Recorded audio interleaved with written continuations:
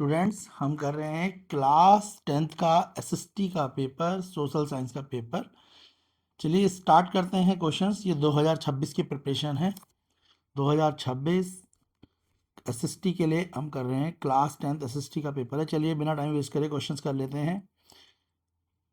दोनों बच्चों के पेपर है इसमें, इंग्लिश हिंदी आपको पता है दोनों में आता है। चलिए फर्स्ट ऑफ ऑल फटाफट से कर लेते हैं। पहले इंग्लिश वाले बच्चे फिर हिंदी वाले भी कर लेंगे। फर्स्ट क्वेश्चन है, which one of the following country has a high human development index score. इनमें से कौन सी कंट्री है जिसका high human development index score है? ऑप्शन है आप पे Pakistan, Myanmar, India and Nepal.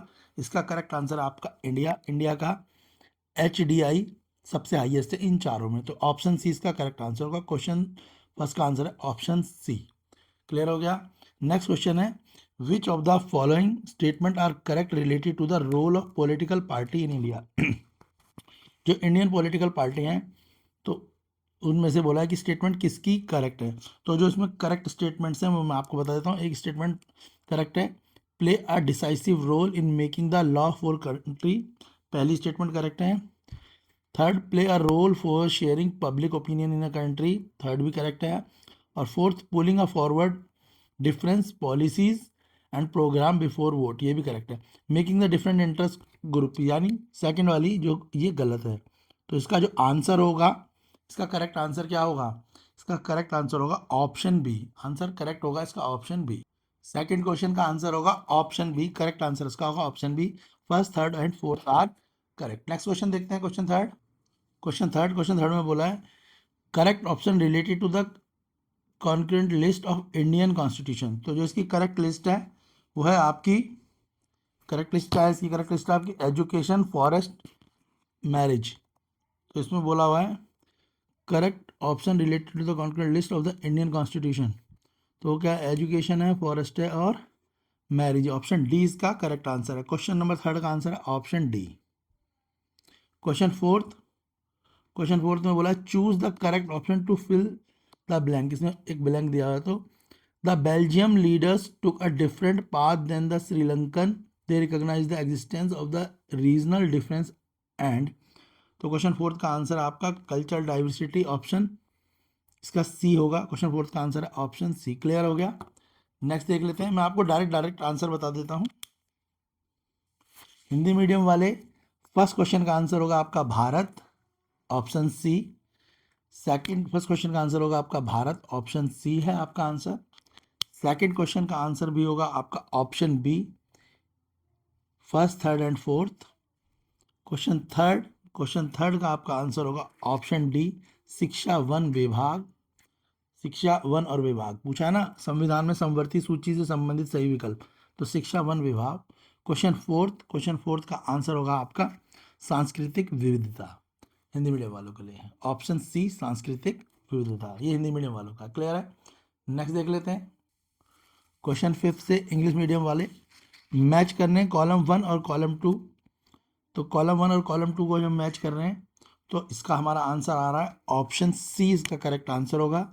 A fourth के साथ जाएगा, ए फोर्थ के साथ। तो करेक्ट आंसर इसका ऑप्शन सी, ए। ये रहा ए के साथ गुजरात। क्लियर है। बी के साथ तारापुर यानी राजस्थान।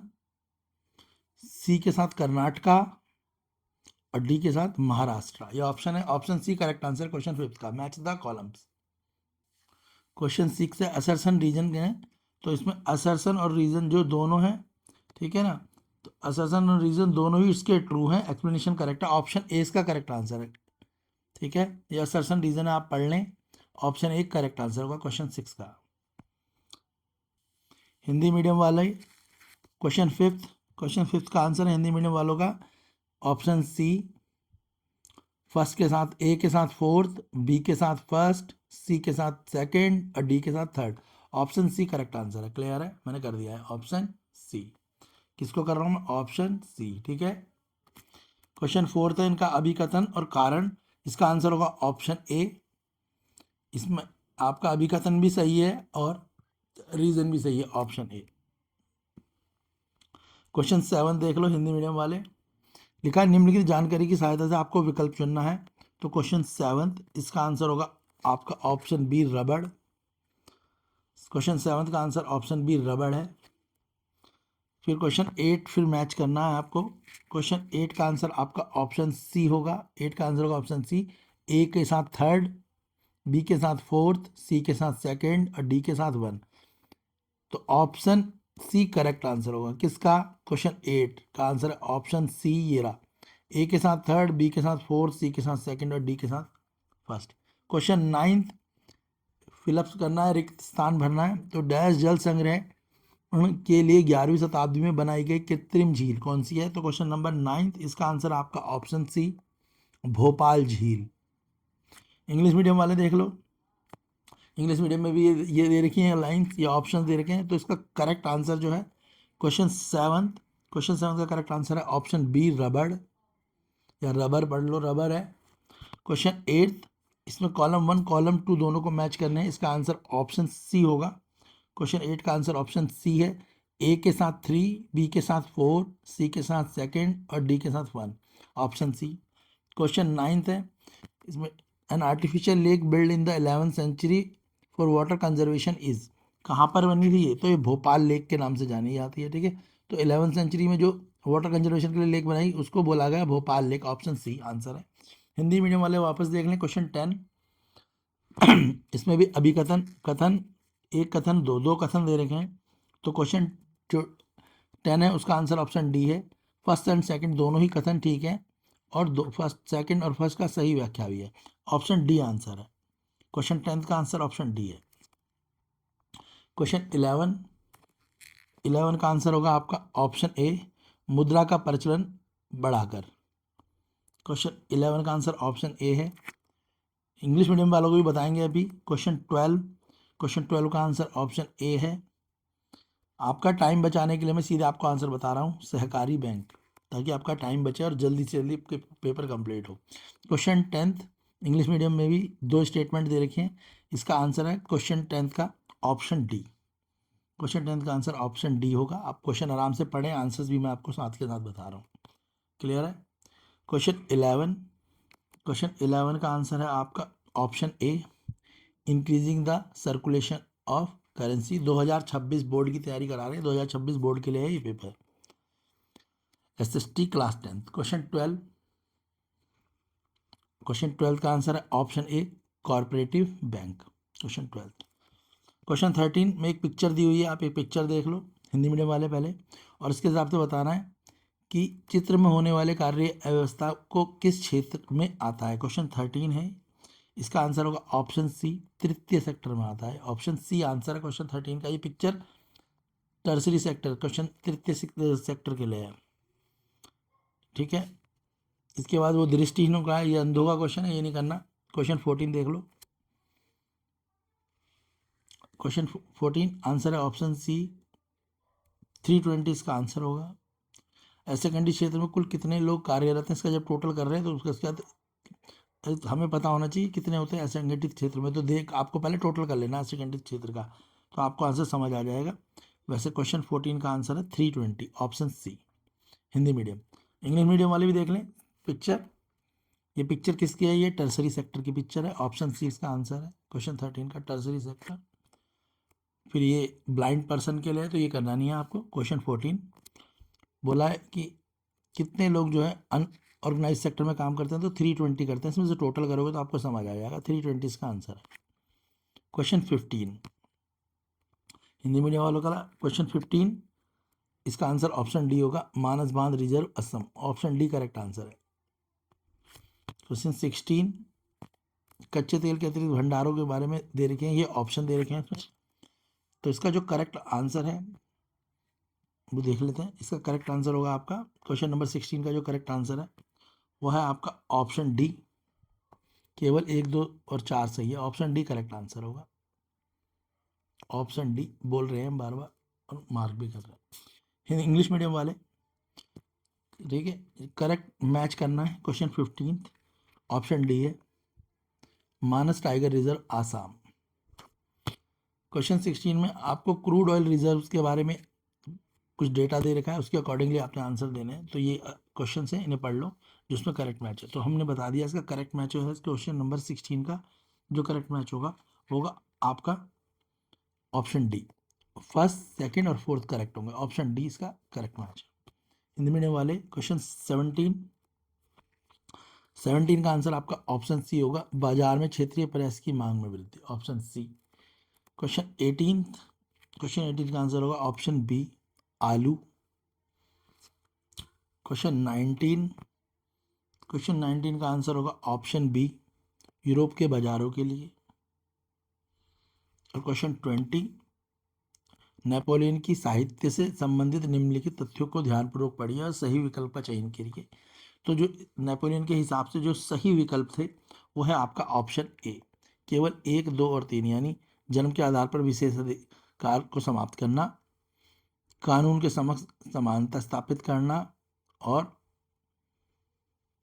संपत्ति का अधिकार को सुरक्षित बनाना। नेपोलियन की संहिता से संबंधित निम्नलिखित तथ्यों को ध्यानपूर्वक पढ़ेगा, सही विकल्प है इसका। तो इसका आंसर ऑप्शन ए होगा। क्वेश्चन 20 का आंसर है ऑप्शन ए, 1, 2, 3। इंग्लिश मीडियम वाले देख लें, 17 क्वेश्चन है, इसका आंसर होगा आपका option C, increase in demand for the regional press in the market, option C correct answer है 17 का। क्वेश्चन 18 का आंसर है आलू पटैटो, ऑप्शन बी।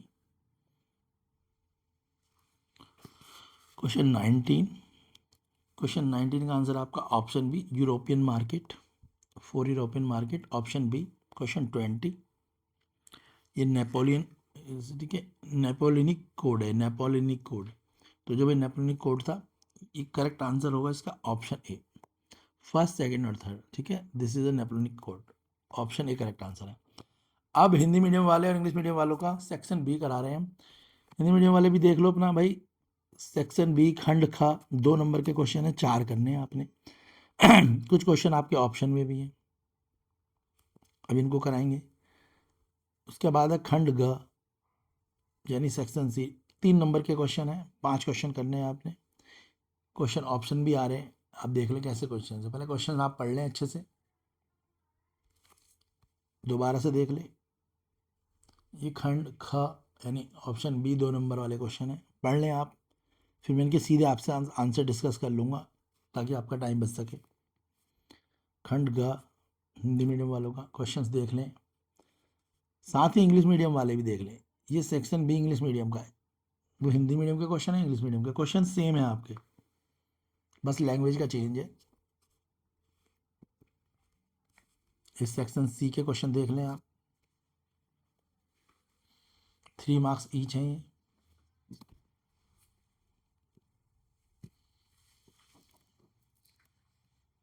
क्लियर हो गए?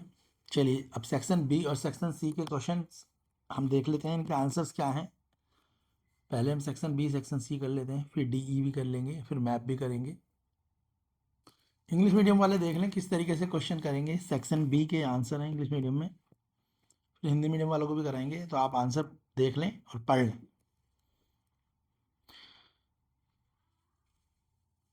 क्वेश्चन है, any 2 measures to increase the representative of the women in the legislature of India, यह answer है इसका।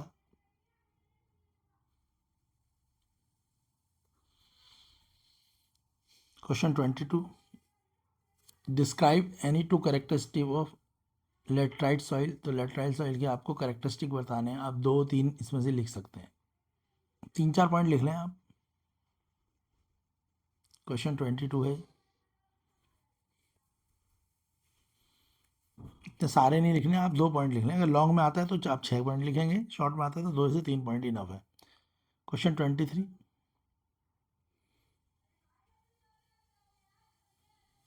क्वेश्चन 23 क्या है, how did the salt became a powerful weapon to unite the country in the civil disobedience movement, explain any 2 cases. तो देखो आप क्या है इसमें, ये क्वेश्चन 23 है कि जो सॉल्ट है वो कैसे पावरफुल वीपन है सिविल डिसओबीडियंस मूवमेंट का। तो 2 कॉज तो देख लीजिए 23 कैसे लिखेंगे आप इसका आंसर।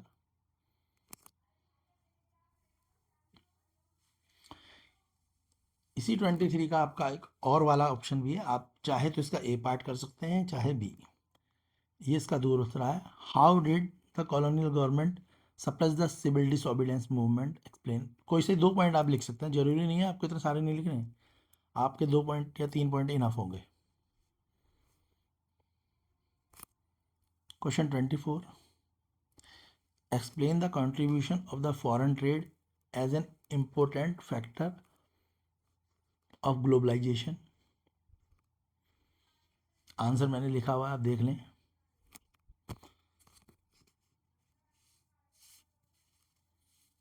इसके बाद सेक्शन सी के क्वेश्चन 3 मार्क्स ईच है। पहला है 3 major challenges before political party in India. तो आप इसमें कोई से 3 से 4 पॉइंट लिख लें।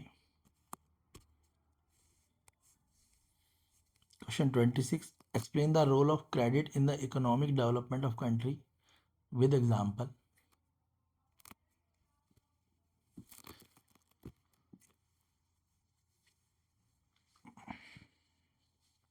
तो ये आंसर है, तो आप इसमें 3-4 पॉइंटों में इनफ हो जाएंगे आपके, कोई से भी जो आपको इजी पॉइंट लग रहे हैं।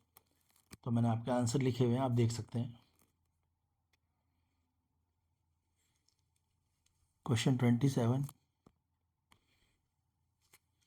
Examine the contribution of the tertiary sector in India. Tertiary sector के बारे में है जो इंडियन इकोनॉमी के लिए है, तो आप देख लें।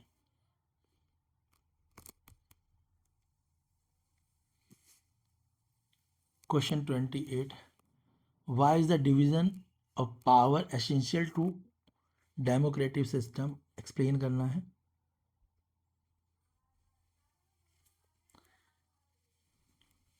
क्लियर है, समझ आ गया होगा। Question 29, analyse the 3 main impact of non cooperation movement of economic front.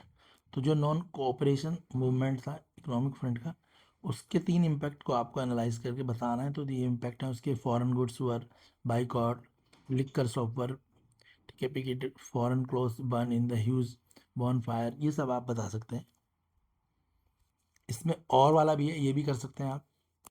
Why did the non cooperation movement start slowing down in the cities, analyse करने के कारण कि सिटीज़ में भाई नॉन कोऑपरेशन जो था वो स्लो क्यों था।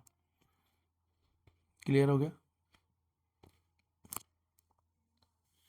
हिंदी मीडियम वाले बच्चे भी देख लें। हाँ, भारत में विविधताओं में महिलाओं के प्रतिनिधित्व को बढ़ाने के लिए कोई 2 उपाय सुझाएं। तो आंसर ऐसे लिखना है आपको क्वेश्चन 21 का। क्लियर हो गया कॉन्सेप्ट। 21 का आंसर किस तरीके से आप लिखेंगे। क्वेश्चन 22, लेटराइट मृदा की किन्हीं 2 विशेषताओं का वर्णन करना है। तो ये आंसर लिखा हुआ है, देख लें। इसमें से 3 पॉइंट लिख लेंगे तो इनफ रहेंगे आपके लिए, 3 पॉइंट में पूरे मार्क्स मिल जाएंगे। क्वेश्चन 23 है, सविनय अवज्ञा आंदोलन में देश को एकजुट करने के लिए नमक किस प्रकार से शक्तिशाली हथियार बन गया, 2 कारण को व्याख्या दे। आंसर लिखे हुए हैं आप, 2 से 3 पॉइंट लिख लें। इसी में आप क्वेश्चन 23 में बी पार्ट भी है और वाला, आप उसे भी कर सकते हैं, ये भी अच्छा क्वेश्चन है।